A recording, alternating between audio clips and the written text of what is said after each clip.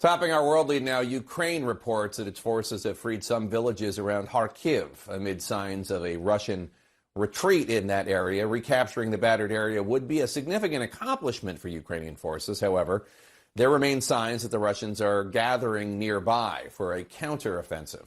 We're also getting new details of the Russians' horrifying behavior in areas near Kyiv that they once occupied but since left. We need to warn you that this report by CNN's Sarah Seidner contains pictures that you will likely find disturbing.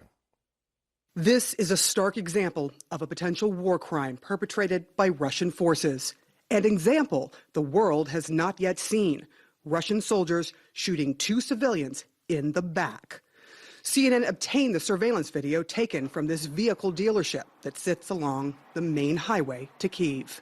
The video is from the beginning of the war, as Russians tried and failed to shell their way to the capital. The fight along this road was clearly fierce. But what happened outside this business was not a battle between soldiers or even soldiers and armed civilians. It was a cowardly, cold-blooded killing of unarmed men by Russian forces.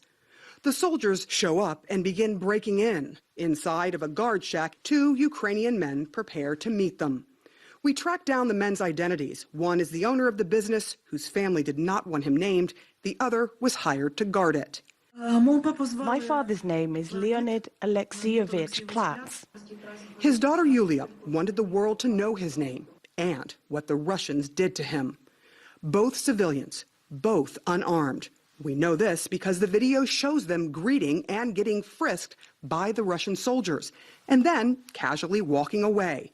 Neither seemed to suspect what was about to happen.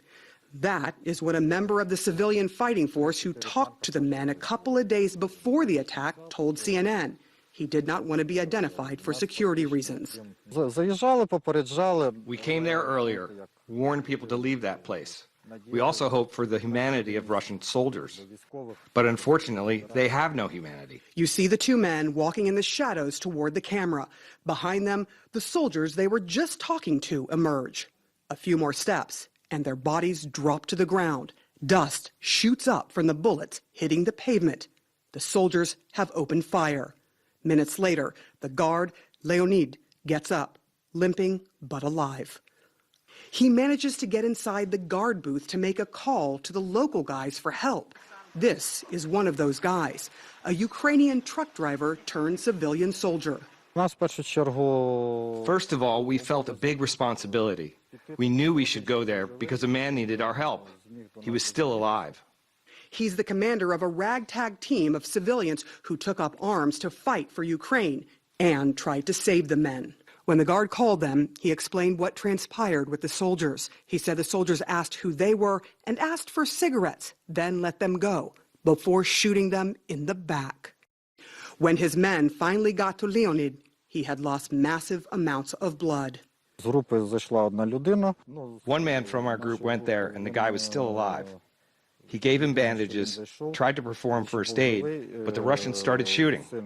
They tried to fight back, but were unsuccessful. They didn't have the firepower to save their countrymen. Yulia, have you seen the video? I can't watch it now. I will save it to the cloud and leave it for my grandchildren and children. They should know about this crime and always remember who our neighbors are. Her neighbors to the north, these Russian soldiers, showed just how callous they are, drinking, toasting one another, and looting the place minutes after slaying the 2 men. What were the last words that you remember he said to you? Bye-bye, kisses, say hello to your boys. Her boys will be left with a terrible, lasting memory, the death of their grandfather, now being investigated as a war crime by prosecutors.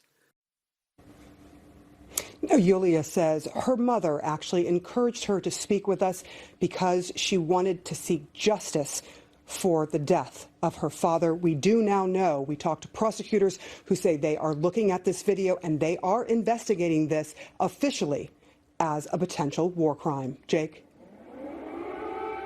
Sarah Seidner in Kyiv, Ukraine, as the alarms go off. Thank you so much. Appreciate it.